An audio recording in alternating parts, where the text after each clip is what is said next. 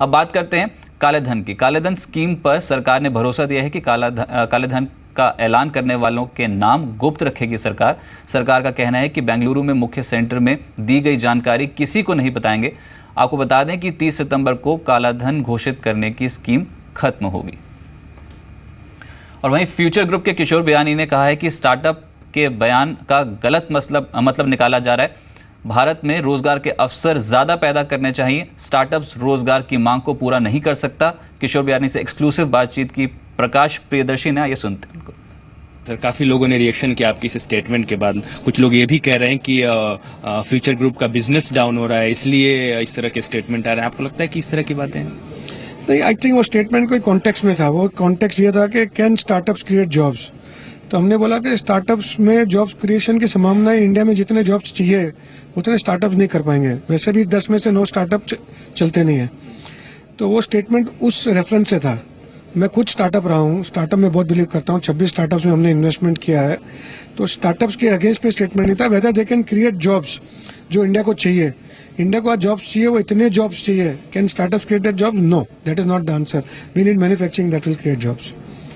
Sir, एक important सवाल है। फेस्टिव सीजन शुरू होने वाला है। काफ़ी कंपनीज प्लान कर रही हैं। इंडिया इंक एक उम्मीद जताई जा रही है कि 20,000 करोड़ का बिजनेस इस बार देखने को मिलेगा। आपकी क्या स्ट्रैटेजी होगी इस फेस्टिव सीजन में? अरे हम लोग तो पूरी तैयारी में है। गिफ्ट काउंटर्स बने हमारी दुकानों में, गिफ्ट का एक कैटलॉग बना है। I think we are presenting our best ever. जो हमने तैयारी की, हमने ओनम से तैयारी हमारे यहाँ शुरू हो जाती है। ओनम अभी कंक्लूड हुआ है।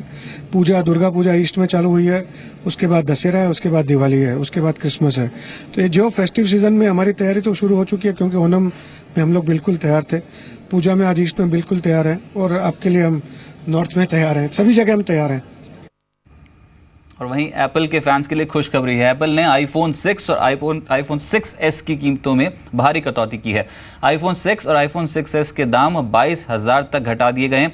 वहीं एप्पल के आईफोन 7 को ज़बरदस्त रिस्पांस मिला है। आईफोन 7 की भारी मांग से अमेरिकी बाजार में एप्पल का शेयर कल रिकॉर्ड स्तर पर बंद हुआ।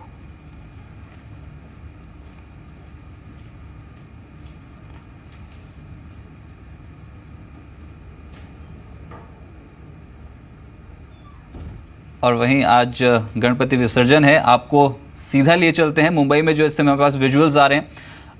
और आज जो गणपति विसर्जन है, आप देख पा रहे हैं भारी भीड़ और इनफैक्ट भारी बारिश के बीच में आज गणपति विसर्जन हो रहा है।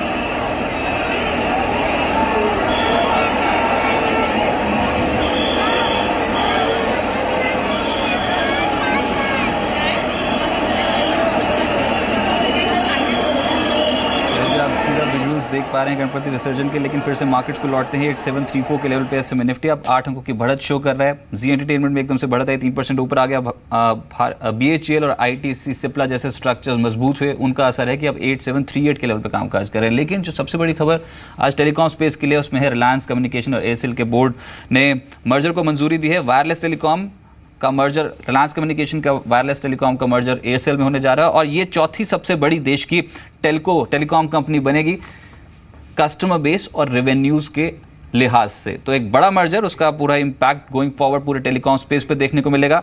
लेकिन एसेट बेस जो आंका जा रहा है वो लगभग 65,000 करोड़ का है। आरकॉम एयरसेल की बराबर 50:50 यानी 50% हिस्सेदारी होगी नई एंटिटी में।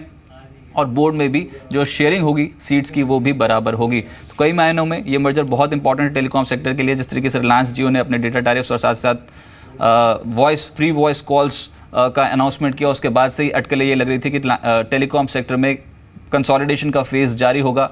और रिलायंस कम्युनिकेशन ने उसकी शुरुआत कर दी, वायरलेस डिवीजन जो है एयरसेल के साथ मर्ज कर। तो बड़ी खबर। लेकिन रिलायंस कम्युनिकेशन का जो आज शेयर है वो थोड़ा फ्लैटिश ट्रेड कर रहा है। सिस्टमा शाम में भी यहाँ पर कुछ ज़्यादा हलचल है नहीं। ये भी बता दूं आपको कि जो सिस्टमा है उसकी 10% मौजूदा हिस्सेदारी है रिलायंस कम्युनिकेशन में। और गोइंग फॉरवर्ड हो सकता है कि 6,000 करोड़ रुपए मर्जर एंटिटी उससे भी जुटाया अगर ज़्यादा लिक्विडेशन यानी कि 25% हिस्सा सिस्टमा ले लेता है। तो कौन कौन हो रही है रिलायंस कम्युनिकेशन की, इस समय सीधा आपको कौन कॉल में ले चलते?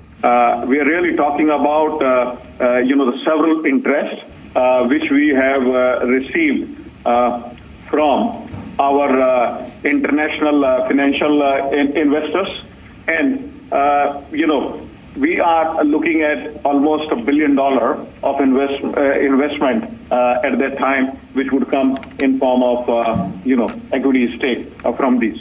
But at this moment, it's too premature, and I think as we put together everything and as the journey starts, yes, you would hear more on that. Okay, so possibility of 1 billion equity injection. Got it.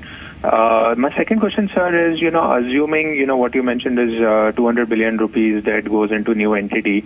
I guess around 230 billion is left in the core RCom. Wanted to understand what are the threshold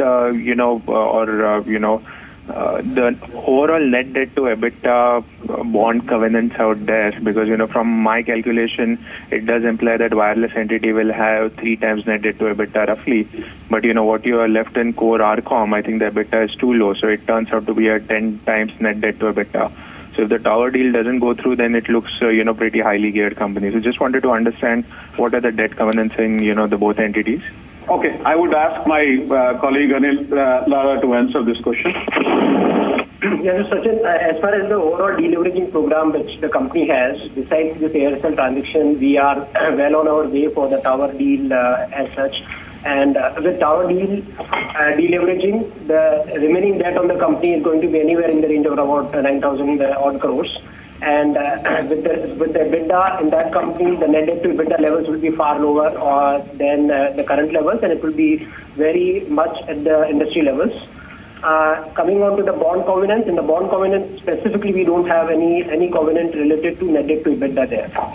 What about interest coverage on any other covenants? No, those are general customary loan covenants are there. They are not really applicable for the bonds. So, and Anil, what if the tower deal, gets delayed or for a certain reason, is not happening for next 1 or 2 years? Then, the entity looks very high, in terms of overall net debt to EBITDA. Sachin, Gurdeep here. I think we had mentioned earlier, and I will repeat again. We were waiting for the ASL transaction to consummate and be announced. And we had stated that we have done all the necessary due diligence, and we are in the advanced stages of closure of the tower transaction, which we hope to conclude in the month of October. So it was just a question of phasing and prioritization.